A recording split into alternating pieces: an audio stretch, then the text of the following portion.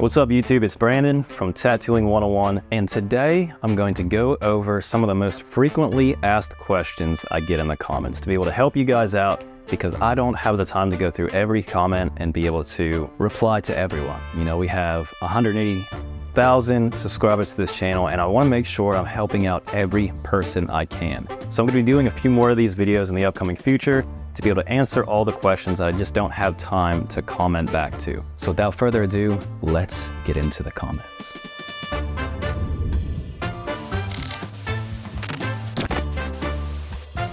Okay, the first one up is going to be question. When you go real light in areas to build up the values, wouldn't that be fallout when it heals since it's light? Thanks.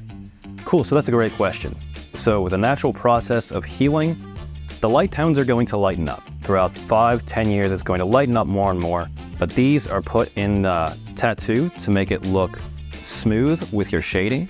So yes, it's going to lighten up a little bit, but you'll still be able to tell after healing if it's done correctly, put in the right layer of skin, things like that. Through life, naturally, when those super light tones completely fade out, your other tones are going to transition into that. So you still have a natural transition. When the lightest tone fades out, your next light tone will be able to see. When that fades out, your middle tone you'll be able to see, and that all lightens up and it'll still be a smooth transition. That's why these are important. So yes, it is going to lighten up, but it'll still look good throughout the life of the tattoo. What thermal printer is that you have? So I've used a couple ones on Amazon. The one I use now is one that I picked up from Painful Pleasures. The name is not on it, but it's one of the only ones they sell. So if you go to Painful Pleasures, you'll be able to pick this up. I believe Kingpin sells it as well. And this is the one I use, and it works great. I love it. I've used the Amazon ones for years. This one's obviously more expensive. It's about $1,000, but you're able to, choose the size. You don't have to use a full sheet of transfer paper every time you use it. So it's really efficient. I like this one a lot. The Amazon ones I've used for like 10 years, and they were perfectly fine. When would it be appropriate to mix black with foundation flesh instead of water? I never mix foundation flesh with black unless you're wanting to mix gray. If you're wanting to make gray tones, you can do that.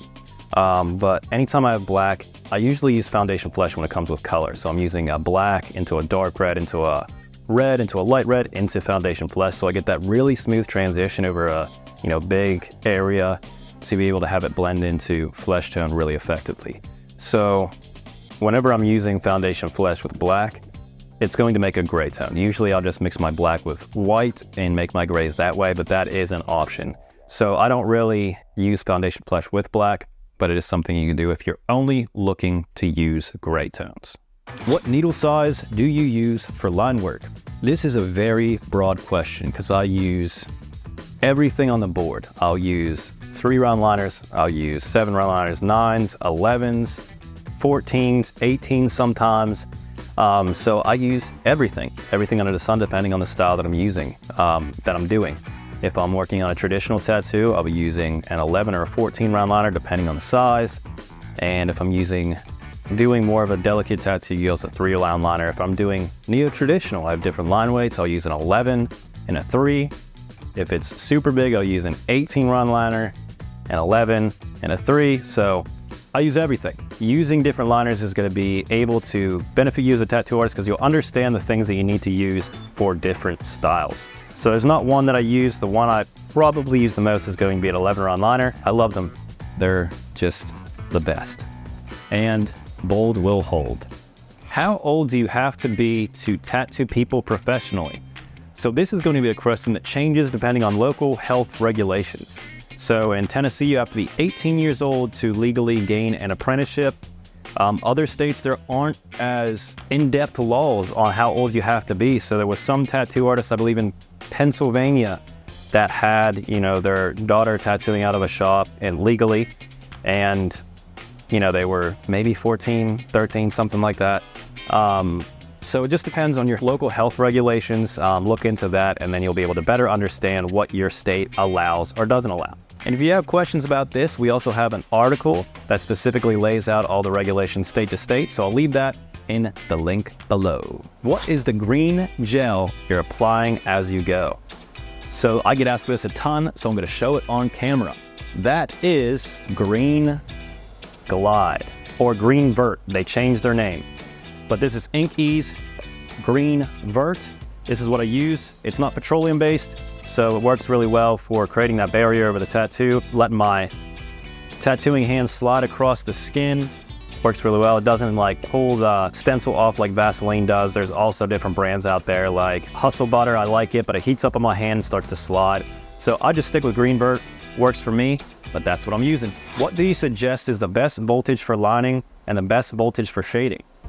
So this isn't going to be a one perfect answer for everyone. Depending on the machine that you're using, the needle that you're using, your hand speed is all going to change the specific voltage that you want to use. So I'm using my Bishop liner. It hits really hard, so I'm running it at about a 7 volt. But if I was using a 14 round liner with another machine, I might have to crank it up because it doesn't have the power to be able to push it. So depending on your hand speed and the machine you're using is going to help you better understand the voltage you need to use. Just focus on your hand speed when you're tattooing a line or doing shading. And if it's not going into the skin, you might have to turn your voltage up, or if it's completely ripping up the fake skin, you're either going to have to speed up your hand speed or you turn your voltage down. A perfect starting point for everyone starting out is going to be about 7 or 8 volts. So you could start there and see how it goes. What cartridge do you recommend? So I've tried so many different cartridges throughout my years of tattooing. Some I loved, and then they changed and redid things with their cartridges and did Gen 2s, and then I didn't like them anymore. So the main cartridges I use right now are going to be Bishops, Cheyennes, and Peak. So I'll show you a few of them. So I use these bad boys mainly with every tattoo that I do. They work really well for me. I have no issues. But if anything ever changes with that, I'll make an update. If I find a new cartridge I like, because I do reviews all the time. So if you have a review you would like me to check out, make sure you leave a comment down below so I could check out all the comments and see what my next review coming up is going to be. Do you mix water to the ink when you do shading to make it lighter? So you're talking about gray wash. I've had a couple people on here call it black wash. In the tattoo industry, it is called gray wash. Even though it's not done with gray tones, that's what it's called. That's the technical term for it. So I will use distilled water. This is very important. Don't use sink water or anything like that. I'll use 10 drops, 8 drops, 6 drops, 3 drops, and just distilled water. Or you could use witch hazel. Witch hazel works as well. So witch hazel or distilled water, or you could just get an Eternal set or any other gray wash set that's specifically made out for you, right like that. So those are the big key points. Don't use any sort of just bottled water with minerals, things like that, especially tap water. Make sure you're getting distilled water or use witch hazel. Okay, next, hey, quick question here. So ever since I've known how to hold a pencil, I've held it differently. I believe that it was due to it being easier for me, being double jointed. When I learned to use a tattoo machine, should I hold it as you demonstrated in the video, or should I try and find something easier for me? So this is a great question. There are so many different ways to be able to hold a tattoo machine. Different artists hold it differently. If you are wanting to tattoo effectively, the big key points are understanding that you want to have your middle finger underneath the cartridge to be able to add extra stability and be able to have that set up on your tattoo. So like 3 points of contact, things like that are going to make you really stable to be able to tattoo perfect lines. When it comes to holding the machine, you could do it anyway, as long as you're keeping these key points in mind and you are having a stable foundation to be able to tattoo lines. Okay, this is a stupid question, but how do you know if you are going too deep in the skin? What's the perfect length of needle in your opinion? So I will say that no question out there is going to be stupid. These are things that I had no idea about until I got into the tattoo industry. So feel free to ask me any question, even though you might not feel comfortable. I'm not going to frown upon it, and absolutely no question out there I think is going to be stupid. So with this, there is going to be a couple differences when it comes to this. If you are using the tube to just set your depth and not writing on a needle, then you're going to set your needle out about 2 millimeters. Now, if you're writing off the tip of your needle, I'll set my needle about 3 millimeters sticking out and just use the very tip to set my depth.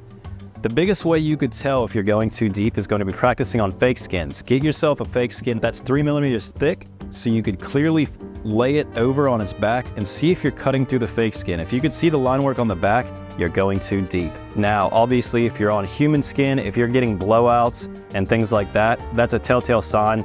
But I definitely recommend practicing on fake skins to get that in order so you're not going on and blowing out tattoos, because you have a blowout, 5-10 years, it's going to expand underneath the skin even more than a regular tattoo, and it's going to become a mess, and it's going to be really hard to cover up. So those are the ways to be able to tell, and I hope it was able to help you out. Okay, stop by this video after your other one, definitely helpful. Now I've been able to narrow down my question/concern, which is how do you spot red flags in business that claim to have sterile supplies like ink, and what do you do when you first get your stuff like new needles, etc., besides stick them into the autoclave and light those jokers up? Also, are the roses in the background the ones you've made in your other tutorials? It's really cool.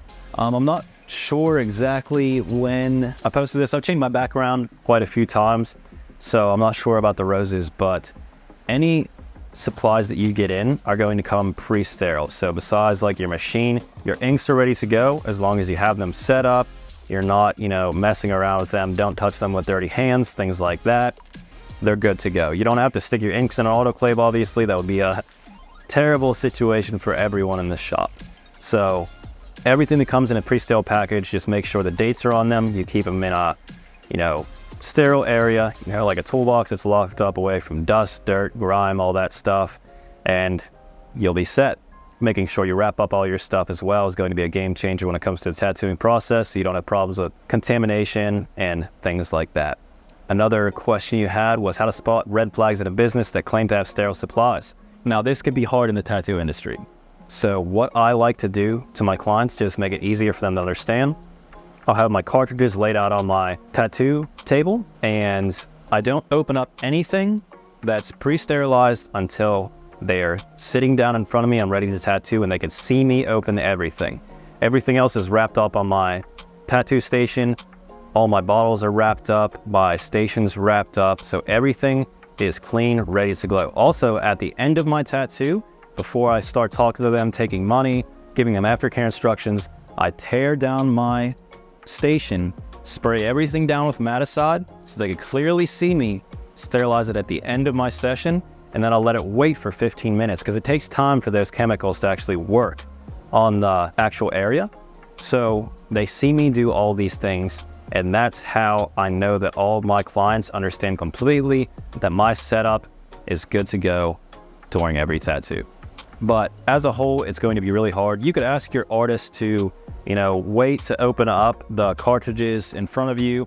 Some artists might get offended by something like this, so just be mindful. And it's pretty easy to point out if they're not being sterile in their tattoo studio. If you're seeing them eat food in their station, little things. If you feel like there's a red flag, there's probably a red flag.